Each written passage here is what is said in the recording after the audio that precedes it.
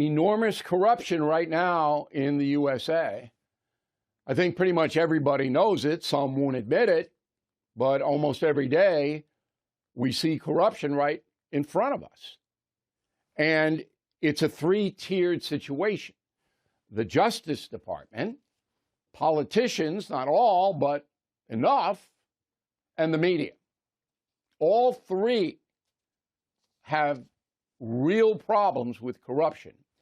And we're going to look at the media now, and that's the Talking Points memo this evening. So Americans can no longer get accurate information about their country or the world, okay?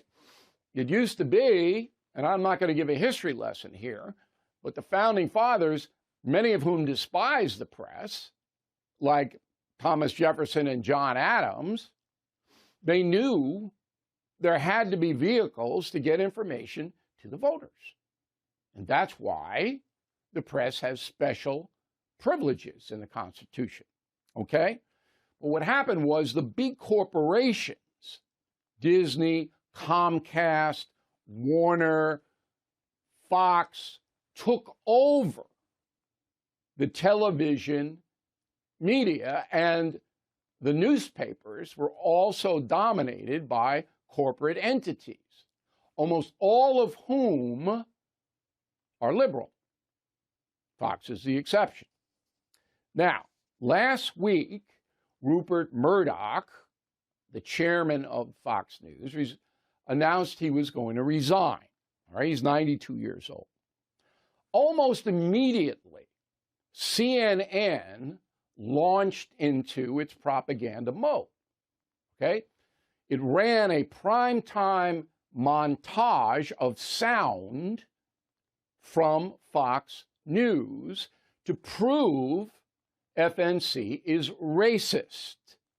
Roll the tape.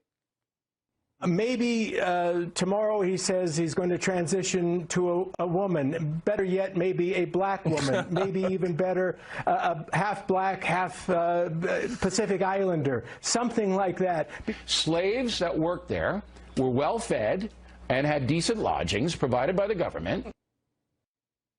Slaves who worked there were well fed and had decent lodgings provided by the government. It sounds like I'm soft on slavery, correct? Okay. So that soundbite, 2016, was based on a speech by Michelle Obama where she was explaining that slaves built the White House. Here's my soundbite in entirety. Go.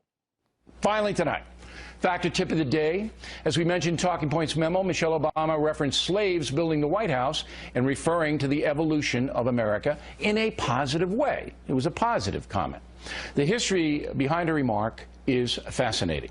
Slaves that worked there were well fed and had decent lodgings provided by the government, which stopped hiring slave labor in 1802. However, the feds did not forbid subcontractors from using slave labor. So Michelle Obama is essentially correct in citing slaves as builders of the White House, but there were others working as well. That sound like I justified slavery to you? So CNN took 8 seconds out of a 40-second soundbite to try to convince its audience that I am a racist, that I justify slavery. Does it get any lower than that? Does it? So I contacted my attorneys, who were excellent. They wrote a letter to the CEO of CNN, David Zaslav, Z-A-S-L-A-V, and said, we need an apology and we need it quick. Okay? So CNN's top attorney got back a few hours ago and says, we will have a response. I await it. Okay. Now, if I were to sue CNN, I would win because they obviously defamed me. And they did it on purpose, with malice. They had the full sound cut. and they just ran a part that would indicate something false about me.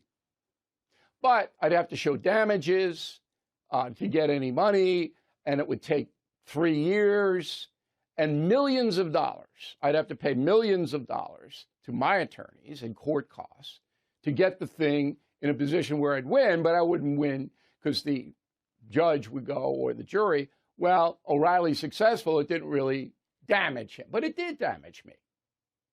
Okay? I mean, this is the kind of propaganda that CNN puts out every day. Every day. So I'm awaiting its response, and I will report it to you. And I'm not trying to make myself a martyr or a victim here. I'm a big boy, I can take care of myself. Okay? But these corporate news agencies do this all the time. Almost every day they do it. And most people can't afford to take them on. So they're smeared and slimed, particularly if you're a conservative or a traditional person. So this is corruption. CNN is worldwide, goes all over the world. And somebody who doesn't know me sees me walking down, oh, look at the racist. He's a racist. He justified slavery.